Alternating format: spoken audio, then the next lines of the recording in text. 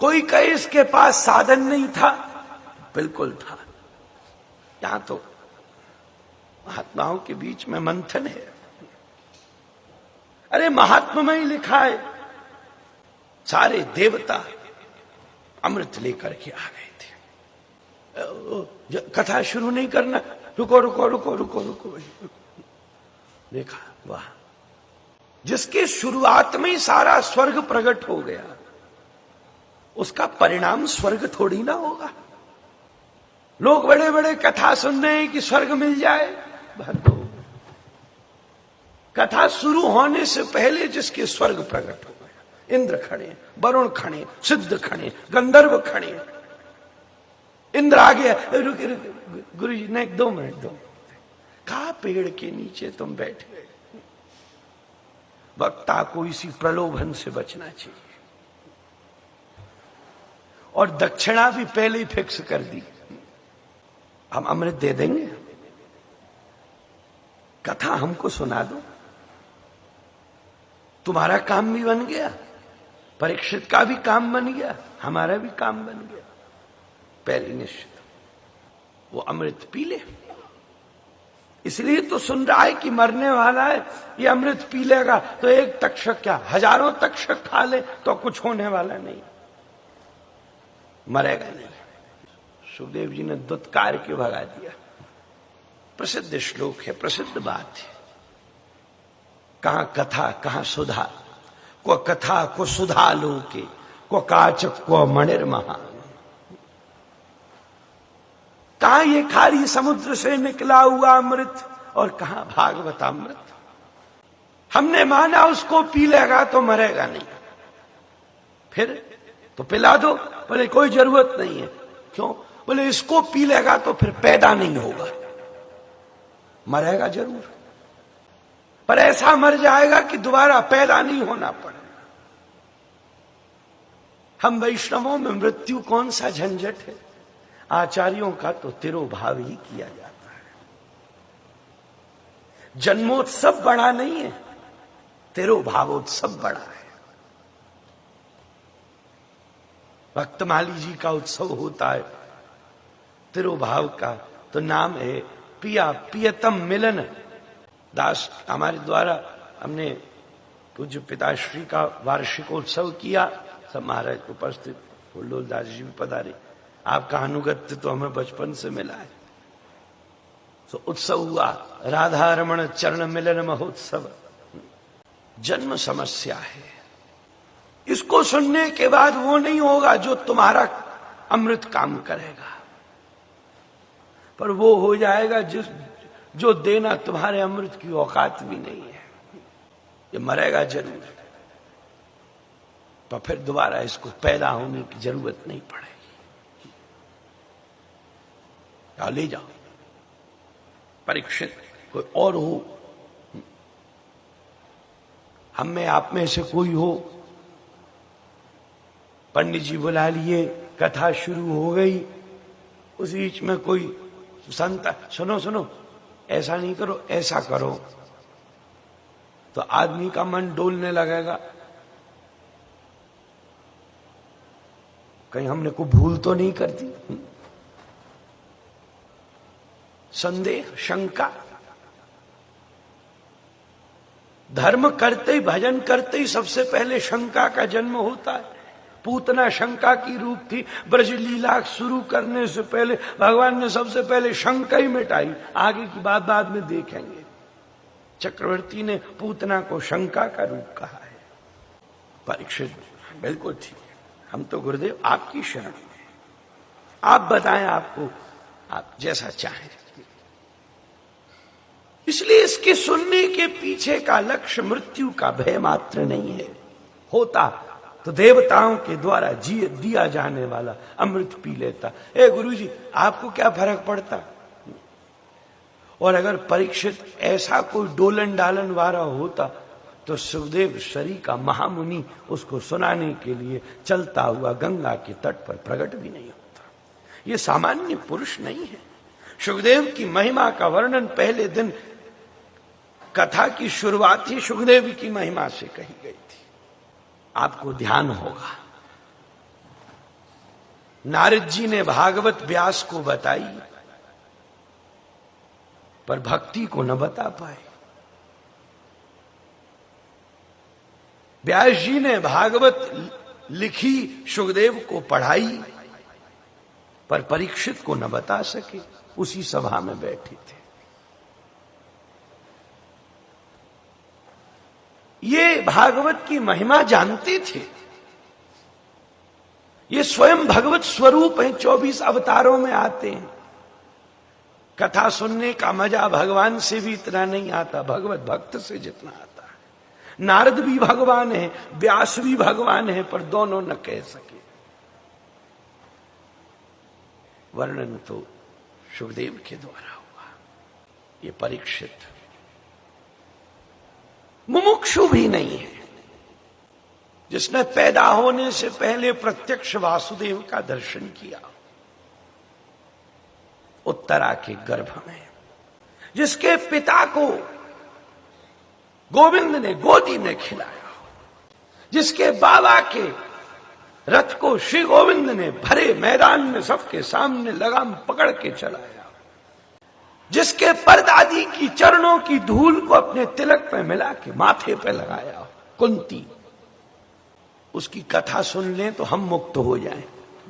मुमुक्षु भी नहीं है, मुमुक्षु भी नहीं है। मुक्ति तो पैदा होने से पहले इसको मिल गई।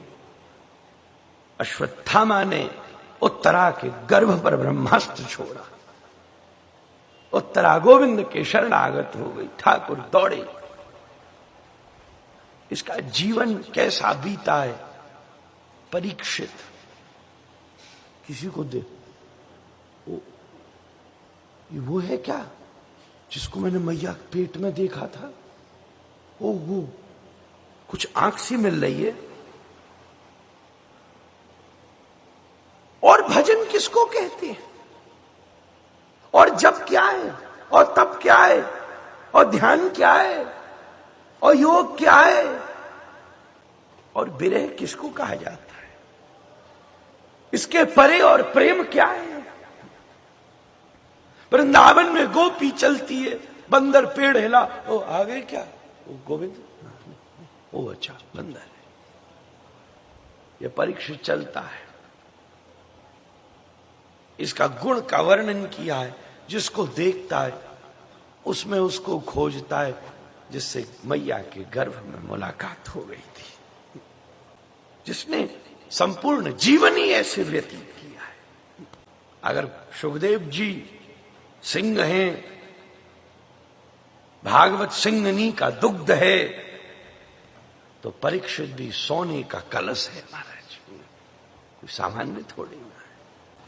अगर उसने सुखदेव जी के हृदय को कुरेदा नहीं होता तो आज हम सब लोग अभागे बैठे रह जाते।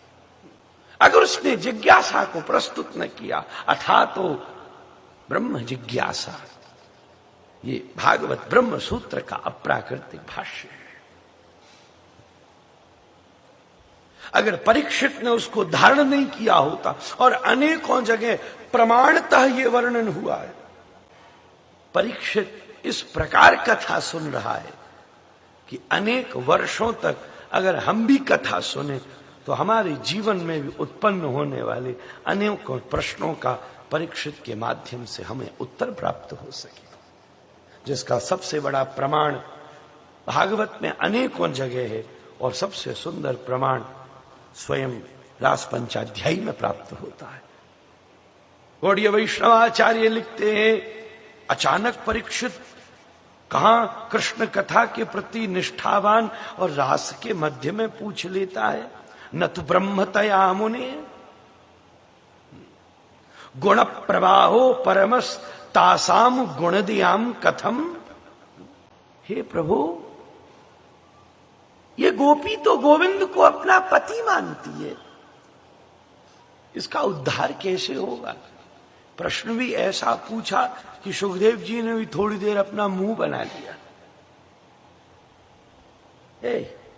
उक्तम पुरस्तादे तत्ते चैद्य सिद्धिम यथागत। तेरे सामने सब कह तो चुके, जब गाली देने वाला शिशुपाल तर सकता है तो सब कुछ न्यौछावर करने वाली, जब शत्रु मानने वाला शिशुपाल तर सकता है तो पति मानने वाली गोपी कैसे चूक जाएगी।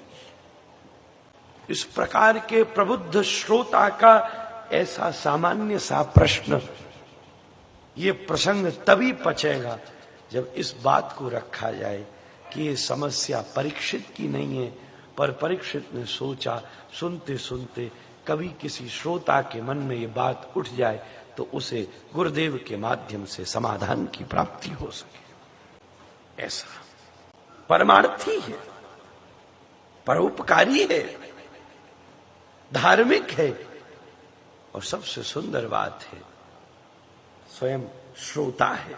इससे बड़ी क्या उपमा दी जा सकती है। श्रोताओं का जब चिंतन होता है तब परीक्षित उसमें अग्रगण्य है। कोई श्रोता हो तो परीक्षित जैसा, मृत्यु का भय नहीं है इसको, मुमुक्षु नहीं है ये। और केवल मुमुक्षु ही होता तो गंगा में गोता लगाना पर्याप्त होता। ये बढ़िया है, कोई सो रहा होगा तो जग जाएगा, ज्यादा मेहनत नहीं, ज्यादा सोगे थोड़ा हम भी ऐसा कर देंगे। वैसे भी ऐसी कथा में महात्मा बैठे, थोड़े औरों को नींद थोड़ी ज्यादा ही आती है। वैसे ज्यादा लोग सो रहे हो तो हमको बड़ी प्रसन्नता होती है कि कथा बहुत अच्छे स्तर पर चल रही है, कथा की गंभीरता बड़ी दिव्य है। आज सब लोगों की कथा में सब है, मंच भी सुंदर है, श्रोता भी सुंदर है, व्यवस्थाएं भी दिव्य हैं, आवाज भी अच्छी है, सब बढ़िया है, प्रस्तुति भी अच्छी है, गायन भी अच्छे हैं, विप्र भी अच्छे हैं, संगीत भी अच्छा है, बस गंभीरता की कमी है। भागवत जैसा गंभीरतम विषय दूसरा नहीं है। तो इसे मृत्यु का भय नहीं है, ये मुमुक्षु नहीं है। गंगा का गोता लगाना पर्याप्त होता अगर मुमुक्षु होता तो। जिसकी एक बूंद उछल के मुंह में गिर जाए, मरणासन्न के मुख में एक पुण्य सलिला भागीरथी की बिंदु उच्छलित होकर गिर जाए तो वो भागीरथी नरक में जाने वाले को वैकुंठ में नारायण की गोदी में चढ़ा देती है। ये उसकी दिव्यता है। ये कौन है? इसके प्रति कोई सी भी उपमा दी जाएगी तो व्यर्थ हो जाएगी। ये मृत्यु का भयावह भयभीत व्यक्ति नहीं है, ये ज्ञानी नहीं है, ये जिज्ञासु नहीं है, ये श्रोता नहीं है, ये मुमुक्षु नहीं है। 7 दिन मेहनत करने की क्या जरूरत थी? सब घर बार परिवार खानदान छोड़ के हम में तुम में से किसी को पता चले 6 दिन 7 दिन बाद मरने वाले हो, सबसे पहले तो वकील ढूंढोगे, भैया बिल बना दूं, फिर उसका कहोगे एक बार सबको बुला लूं, को बढ़िया हलवाई करके आयोजन करके सबसे मिल लूं। परीक्षित को जिस क्षण पता चला जन्मेजय के हाथ में मुकुट रखा और तुरंत पहुंच गया। ये कौन है? कोई सी भी उपमा दोगे तो निरर्थक हो जाएगी। ये कौन है? श्रोता है। श्रोता का मतलब परीक्षित है। परीक्षित श्रोता का अर्थ बन गया। वाह! श्रोता मतलब परीक्षित हो गया, परीक्षित मतलब श्रोता हो गया। सामान्य भाषा में कोई कथा की आयोजन कर रहा हो तो वक्ता कह देता है, भैया ये हमारी कथा की परीक्षित है, मतलब इस कथा के कर्मकांड की भाषा में बोलो तो यजमान है, वैष्णवों की व्याख्या में बोलो तो मनोरथी हैं, व्यवस्थापक हैं, भक्त हैं, आयोजक हैं। कोई कोई याज्ञिकों की भाषा में बोलो तो आयोजक है, याज्ञिक आयोजन करते हैं। यजने यज्ञ, जहां यजन हो वो यज्ञ है। जो यजन की व्यवस्था करे वो आयोजक है, जो योजन करे, जो व्यवस्था करे, इससे सुंदर कोई उपमा नहीं हो सकती। ये कौन है? श्रोता है। एक भागवत के लिए ऐसे ही श्रोता की आवश्यकता है, तभी श्रीमद् भागवत के विहंगम विषय का उद्घाटन उसके हृदय में संभावित हो सकता है। यहां क्यों सुन रहे हैं? अगर मुक्ति मात्र की भी जिज्ञासा आपके हृदय में है तो भागवत के रस से विहीन हो जाएंगे।